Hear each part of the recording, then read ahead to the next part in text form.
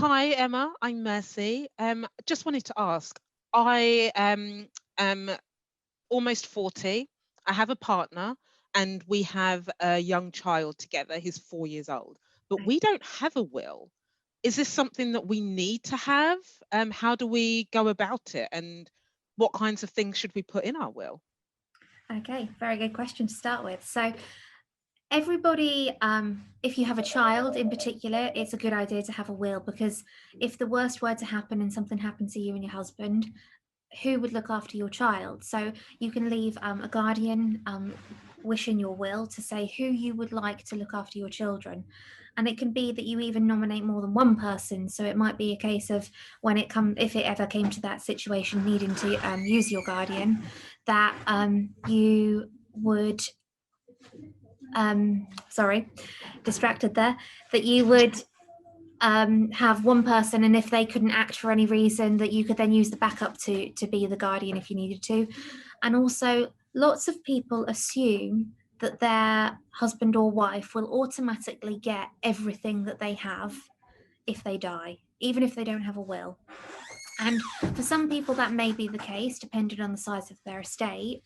But for people with larger estates in particular, that doesn't happen. So if you don't have a will, what happens is you die what they call intestate, which basically means you've died without a will.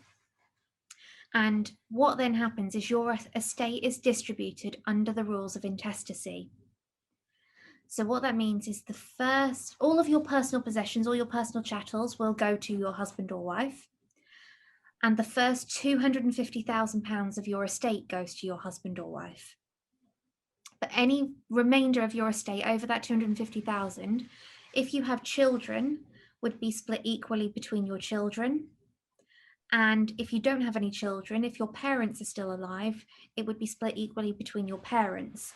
And it continues. So if you don't have parents, it could go to brothers and sisters and aunties and uncles. So there's kind of a flow chart that shows where it would go. But lots of people would assume that it's just going to go all to my husband or wife. We're married, they get everything. And unfortunately, if you don't have a will, that's not necessarily the case. Wow, wow, thank you. So if I say I decide to leave my estate, as small or as large as it may be, to anybody, whether they're family or friend, or to a charity, whomever I choose, what happens if that's contested and my wish is not granted?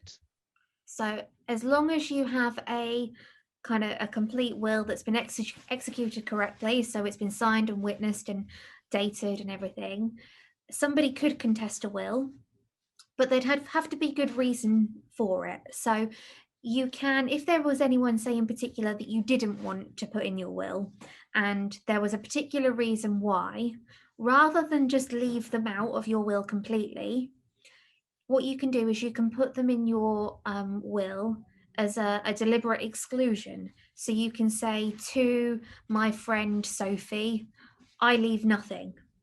And the reason you're doing that is so if that they came to contest your will and said, so say it was me writing my will, Emma said that she was going to leave me £5,000 and she hasn't put that in her will. She always promised that, and she has given me £5,000 every year for the last 10 years. So she could do it this year. So why hasn't she done it?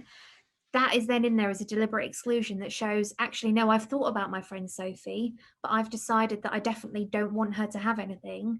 So I've put that in there. So there's a way to make sure if there's anything in particular that you would have usually done and you've chosen not to do it, to make people aware that you have considered it and chosen not to include it.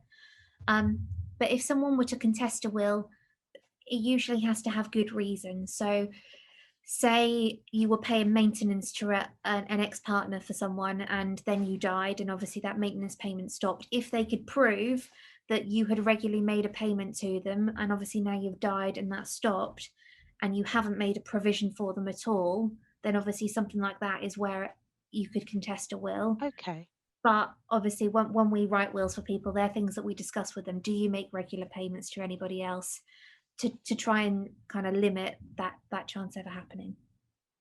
And if I were to write a will today, as someone who's almost 40 years old, could I amend it when I'm, say, 50, 60, when maybe say I'm no longer in good health and I'm like, I've got other things that I would like to leave or change Of course you what can. I'd said before? So when you write a will, normally in the first kind of couple of sentences, it will say, I revoke all previous wills. So what that is Okay. doing is saying that any wills that I've written in the past, they can all be got rid of. This is now my most up-to-date will, and that's why when you sign your will, it needs to be dated of the day you sign it, so that if someone, say you pass away and someone goes in your drawer and you've got every single will you've ever written, they know to go to the one with the most recent date on it, and that's the Okay. will that they would use. So even if all the other ones were still there, that newest one is the only one that's going to work. But obviously, to save confusion, it is always a good idea to just get rid of any old wills once you've written a new one. And who keeps the will? Do I have a copy? Where what happens? What's the process? So it's basically entirely up to you. So we give our clients the choice that they can have their will back, they can keep the original copy. We take a copy of it and keep it on record just so we've got it on our files. And they can keep it somewhere safe. So I know clients that keep them in a fireproof box in their house, so they've got it somewhere safe. And they like to let their children know where it is, or a relative or the executor, so that they know if something happens to me, this is where you need to go to find it. Or we also offer a storage facility. So we don't keep them on our premises, we use another company, and they can be sent off to a secure unit. They usually have security and they're fireproof and they have fire security Wow. and things like that, so that you know that your documents are there and they're safe. And what you then get as a client is like a little credit card that has like a storage number on it. So if you need to retrieve anything out, you can contact them and get it straight back from the storage, or alternatively, our clients would come straight to us and we would do all kind of the in-between work for them and retrieve whatever they need from their storage. That's amazing. It sounds very safe and secure. You Yes. can then put other documents in there too. So some people will have lasting powers of attorney or trust documents, or if you wanted to go to the lengths of putting your passports and things in there, you can. Wow. But obviously, that there is often a charge if you keep putting things in and taking them out. So it's best to just Mhm. put things in there that you don't need. Marriage certificates, things like that, you don't need very often. Mm. Things can go in there and all be kept safe together. Do I need to tell anyone that I have a will or that I'm making a will? So you don't have to tell anybody. I would always suggest that if you have, oh, well, you will have executors, but you tell executors that you've nominated them, because being Okay. an executor isn't always an easy job. If you've just got a tiny estate, you've got one bank account, that might be pretty easy for someone to wind up if you don't own property. But if you own property and shares and all different types of investments, and you've got loads of land and you want all different things done, it's normally nice to let them know that you've nominated them, because it's not going to be an easy thing for them to wind up and deal with necessarily. So it's nice to give people a heads up. Same as guardians. I think it'd be nice to know that you tell somebody that if anything happens to me and my husband, we want you to look after our son or daughter, because if something Yeah. does happen, it's going to be a bit of a surprise to them if there's suddenly a 4-year-old turn up on their doorstep and say, well, in the will it says you're going to have them. So it's kind of a nice to do. You don't have to tell them who you've left how much money to, or if you've left it to a charity. You haven't got to tell them the details of your will, but it's nice to let them know, then people know that they're named in there for those particular roles, and where you've kept it and where you've put it, so that if anything happens, they know where to go to find it to make sure they can carry out your wishes. Fantastic. So it's all very clear and open from the Yeah. start. Excellent. Also, just to break it down, you keep using this term estate. I'm not rich. I don't have acres of land and a big mansion. What's an estate? So an estate is just everything you own. So even if you have a one-bedroom flat and £50 in the bank, that is your estate. So it's just literally everything that you own, kind of, and it's a word to just kind of consolidate all of that into one. Fantastic. That sounds very clear and easy. Yeah, and I think that's something some people think about wills, that it's something really difficult and really complicated and they don't know how to do it. Mm. But actually, when you sit down with someone and talk about it, it can actually be made really, really simple. and it's not as scary as you think it is going to be. No. Obviously, nobody Um, likes talking about dying or anything like no. that, but making a will doesn't make it happen any sooner. We have had clients in the past that said, "No, I don't want to make a will because if I make a will, that means I'm going to die." It's kind of one of those things we say, well, regardless of whether you have a will, it's going to happen one day. So why not make sure that when something does happen to you, your wishes are carried out and your money and estate and all your property are going to go to the people you actually want it to go to, Mm, rather than just to the rules of intestacy and not necessarily to who you want. definitely, definitely. Um, I don't think I have any other questions actually. I think that was really helpful. So how would I go about starting the process? So to start the process, Mm-hmm. obviously, if you were looking to do it with us, it would just be a phone call to us and we would arrange a meeting. And we then send out to you a document that basically explains things to think about before writing your will. So things like executors. So the executors are the people that are going to administer your estate and distribute it to the right people. So we would ask you to think about who you might like those to be, whether you want to make any gifts to people, um, who your beneficiaries you'd like them to be. If you have a pet, what's going to happen to your pet? So we just send you a list of things to think about before our meeting, just so you've had a chance to think about it and you're not put on the spot. And then we would arrange a meeting to either come out and see you face to face when we can, or we can do them over the phone or by Zoom as well. And we basically just talk you through the process and help you with your circumstances. So there might be some things that clients don't have any clue about, and then we can talk them through. Well, you could do this or you could do this, and it just makes it easier for them. So give us a call, and we can obviously help with that. Fantastic. So you would be willing to have an appointment over Zoom, a virtual appointment, because if I'm not well, and obviously because of COVID these days, it's not safe to just mix with anybody and everybody at the moment. So you'd be more than happy to do that, and that would be safe and legal. It would still be a Yeah. sound process. Yeah. The only thing is, obviously, once you get your will, it does have to be signed and witnessed, and you need two witnesses to Hmm. see you write your will. But there are processes where people have done it with a neighbour watching through the window and different things like that. So there are still ways of doing it, but actually, us physically writing the will, we can still do that over Zoom for you. And who could these witnesses be? You just said it could be a neighbour, a friend, a family member. So it can be anybody. It can't be anybody that's going to benefit from the will, because Hmm. if you witness the will, that means you cannot benefit from the will. So Hmm. if a son or daughter witness their parents' will, that means they're not going to get anything from it. So they wouldn't want to be a witness. But yeah, a neighbor or anybody can do it. Obviously, you can't just really ask a stranger walking down the street, somebody kind of that knows of you, just to kind of witness it. And Excellent. does Sam, do you have any questions? Um, I do have one question that comes to mind that just jumps off of the back of something that was spoken about a bit earlier, if that's okay. We were talking about having exclusion. So if that was something you were worried about, some people contesting the will or anything like that, that's something that you can put in. Is it possible to have a very sort of a blanket exclusion? Could you say something like, if I haven't written it in the will, then I do not wish for it to be considered, or anything like that? Is that something that can be done?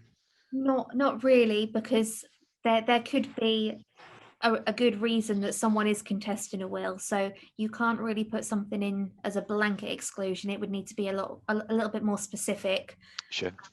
to be able to put that in there. So I suppose that just highlights the importance of considering very seriously everybody in your network, I suppose. Most definitely. How would I how would I go about leaving a gift in my will for my chosen charity or charities? Do I need to let them know? And how do I go about including them in my will? So you don't have to let a charity know before you pass away or anything that you've written them in your will, because what happens is when we write a will, in the will we put the amount that you'd like to leave to them, so whether that be a fixed amount or a percentage of your estate, and then the name of the charity and their registered charity number and address get put in the will too. So there can't be any confusion about, oh, what did they mean, this charity or did they mean this charity, because they've got a very similar name. Because we put the registered charity number in there and everything, it's very specific, and that's how we make sure that it goes to the charity or charities that they wish. And you can put as many charities as you like in. So it could be, you could have a list of several different ones, or you could just have one. You can put as many or as few charitable gifts in your will as you wish. If I choose my charity, my chosen charity, if they happen to change their name for whatever particular reason or move office, does that matter? It doesn't matter as long as the registered charity number stays the same. That's the main part that's gonna be used for the will. So if a name changes slightly or an address changes, that part isn't the end of the world. If in future we update your will, that's something that would get updated as well. But the address isn't a huge issue, because obviously things do change, people do move, and that's understandable, as long as it's obviously traceable back to where it was previously. So there wouldn't ever be an issue with that. Excellent. So I don't have to worry about my money going elsewhere. Fantastic. If for a charity like ours, the Norfolk and Norwich Hospitals charity, we cover a range of health issues, a variety of wards and departments that treat many patients. Do I have to choose a specific area, or could I just say that I would like to leave my money to the NNN Hospitals charity? Yeah, so you can just leave it broadly, and say, I leave it to the Norfolk and Norwich charity, and they can do as they wish. So wherever you feel that donation is best suited, you can use it. You can, if you wish to, write an expression of wishes alongside your will. So in your will, it would say, I leave, for example, £5,000 to the Norfolk and Norwich University Hospital charity, and alongside your will, you can have a letter. So in that letter, it could say, I wish for this money to be used for Buxton ward in particular, because I was cared for in that ward and I was looked after really well, and that's where I would wish for this money to be used. You can write that, but when something happens to you, that part of your will, the expression of wishes alongside, isn't legally binding. So it doesn't have to be used there. But what you are saying is, I wish, I would like, if possible, I would like this to happen. And obviously that would be told to the charity. And if they can kind of accommodate that, obviously it would be lovely. But obviously it's understandable that that can't always happen. For example, that Buxton ward might not exist anymore. And, Of and that, course. that might be the issue. So an alternative will be used. But at the end of the day, it's down to the charity how the money does get used. But obviously, if there is an expression of wishes, it is nice, if possible, for that to be followed. Fantastic. I understand that you support the NNN Hospitals charity during Make a Will Month, Yes. and that you make a percentage donation from my will if I were to write my will with you. Yeah. Can I then say that I would like that percentage to go to a specific area, or would it just go to the charity in general, which would also be fine? So when we make the donation, obviously on your behalf, if there was something you specifically required, we would ask. We can't guarantee, obviously, that that would definitely happen, but we would ask, and if that can be accommodated, again, hopefully we would be able to do that. And obviously, if we can, we would let you know. But obviously, if that couldn't happen, again, we would also let you know. Fab. Does leaving a gift to a charity in my will help with reducing tax that may need to be paid? So when you die, depending on how much money you have and how large your estate is, you may be liable for inheritance tax. Now, I'm not going to go into all the details of how much inheritance tax is, or how you calculate it, because it's quite a complex calculation. So we could say for another day if you wanted to know. But basically, if you were to leave a gift to charity, the amount that you leave as the gift to a charity would be taken off of your estate value before inheritance tax is calculated. if you had a particularly large estate and you chose to leave 10% or more of your estate to the charity, what that would do is reduce your inheritance tax. So normally inheritance tax is paid at 40%, but it would reduce it to 36%. Okay. So it does reduce the amount of tax that you would pay. But 10% or more of your estate needs to be left to a charity or charities to be eligible for that. Okay. I also understand that you offer individuals and couple wills. If, as a couple, we still wanted individual wills, leaving individual gifts to the same charity, is that doable? It is. So when we say individual and couple wills, the couple wills are what we call traditional mirror wills, and usually they mirror each other exactly. So Oh, okay. it might be I leave everything to my wife and then everything to my children and this to a charity. But there can be individual gifts and things that vary slightly between the two. But it's basically normally the majority of it is the same, and then there's odd bits that are different. So that's how the mirror wills usually work. Excellent.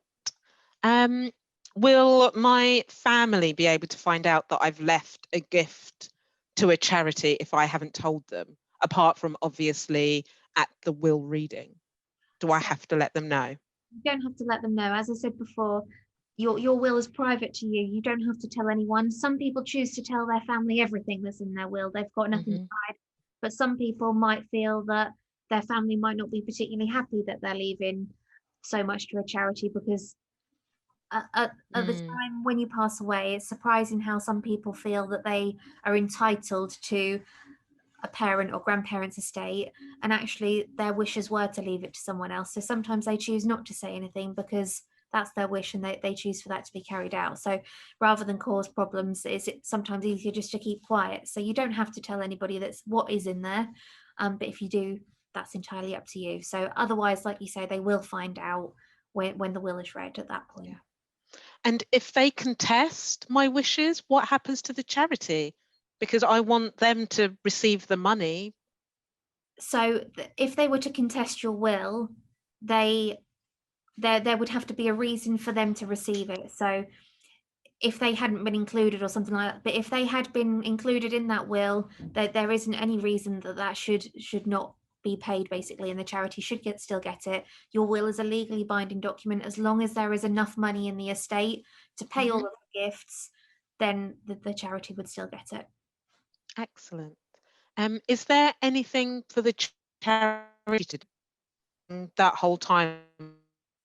End of the process, they receive my gift. Sorry, Mercy, I'm going to have to ask you to say that one again. You were breaking up. So. Oh, sorry. Is there anything for the charity to do apart from receive my gift? So as far as I know, because obviously we only do the writing of the wills part, we don't tend to do the distribution of the estate or anything ourselves. So as far as we know, the money goes to the charity, and then the charity would deal with it at their end. Fantastic. They just have to receive the gift, basically, and then. Perfect. Absolutely perfect. Thank you, Emma. That's really helpful. Wonderful. Do you have any other questions, Sam? No, I think you've been very thorough and very informative, and I think anything that I would think to ask along the way was answered during your answers. So thank you. Wonderful. If you have any other questions come up, though, obviously don't hesitate to ask us, because we're more than happy to help with them.